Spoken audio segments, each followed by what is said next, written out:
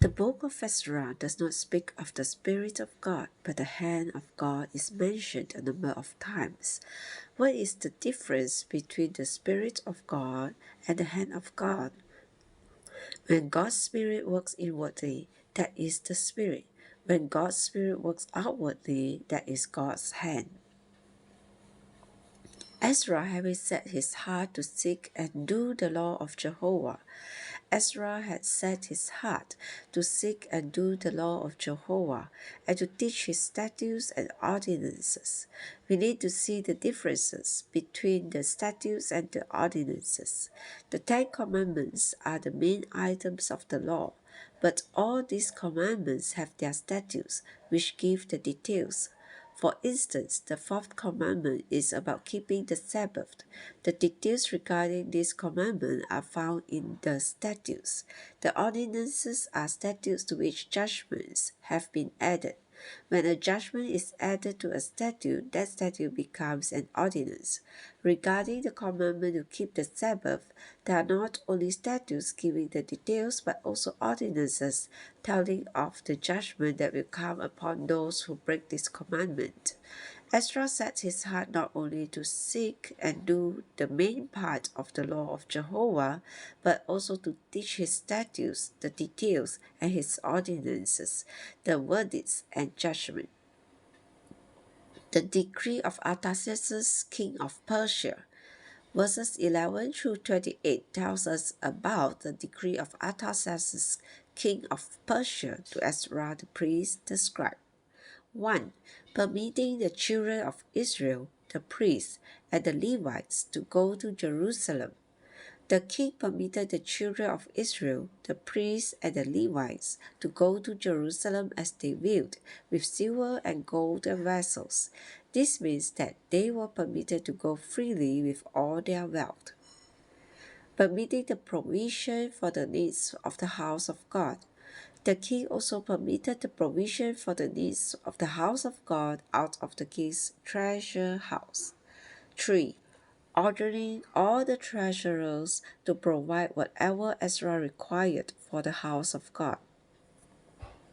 The king went on to order all the treasures in the lands beyond the great river, the Euphrates, to provide whatever Ezra the priest required for the house of God. 4. Ordering the treasurers not to impose tribute, taxes, or tolls. Next, the king ordered the treasurers not to impose tributes, taxes, or tolls on the priests, Levites, singers, gatekeepers, temple servants, or servants of this house of God. 5. Authorizing Ezra to appoint magistrates and judges. According to verses 25 and 26, the king authorized Ezra to appoint magistrates and judges to judge the people in the land, to teach them the laws of his house, God, and to execute judgment according to the law of God and the law of the king. Here, the king did something for his own advantage. Without a person such as Ezra, who would have been qualified to maintain a proper order among the people in a good land. In authorizing Ezra to appoint judges and magistrates, the king of Persia was clever, for he knew that the ones appointed by Ezra would execute judgment not only according to the law of God, but also according to the law of the king. 6. Ezra's blessing to God. Verses 27 and 28 are Ezra's blessing to God. He blessed God for putting such a thing as this into the king's heart, to beautify the house of Jehovah in Jerusalem, saying that God had extended loving kindness to him before the king, before the king's counselors, and before all the mighty officers of the king. Then Ezra declared that he was strengthened according to the hand of Jehovah his God upon him. What the king did for Ezra, he did according to the hand of Jehovah. To some extent, the king, the counselors, and the mighty officers might have realized that God was with the Jews. God's hand was there, controlling everything sovereignly for the benefit of his elect. C. The genealogical enrollment. In chapter 8, verse 1 to 20, we have the genealogical enrollment of those who returned from their captivity back to Jerusalem. D. Ezra's proclamation of a fast. Ezra proclaimed a fast before they left Babylon, to humble themselves before God, to seek from Him a straight way for them, rather than to ask for troops and horsemen from the king to help them against the enemy in the way. Instead of asking for troops, which the king would have provided, Ezra put his trust in the good hand of God. E. Ezra setting apart 12 of the leading men of the priests. Ezra set apart 12 of the leading men of the priests to take care of the offerings of silver, gold, and vessels for the house of God, and to bring them to the house of God in Jerusalem.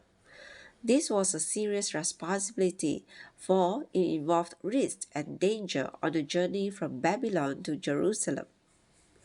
F. The journey and arrival of the returned captivity. Verses 31 through 34 describe the journey and arrival of the returned captivity. 1. Setting out from the river Ahava. They set out from the river Ahava on the 12th day of the first month, having the hand of their God upon them, who delivered them from the hand of the enemy and from people set in ambush on the way. 2.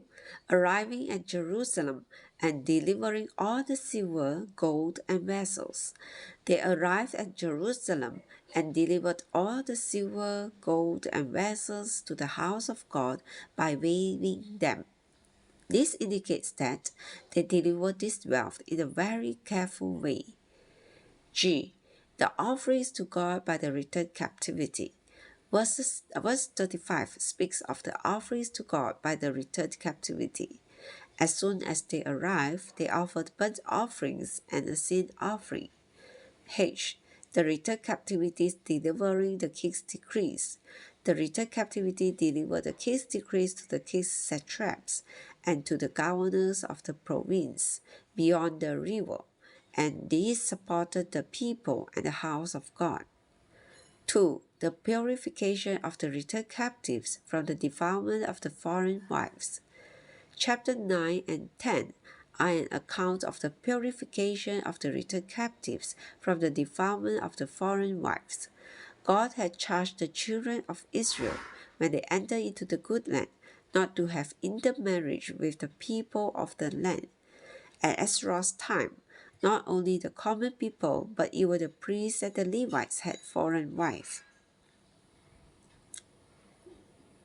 A. Initiated by the officials of the returned captives. This purification was initiated by the officials of the returned captives.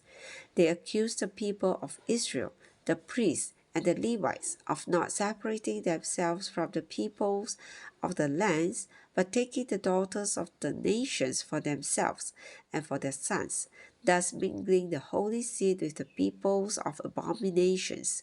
They accused the leaders and the rulers of having been foremost in this unfaithfulness to God.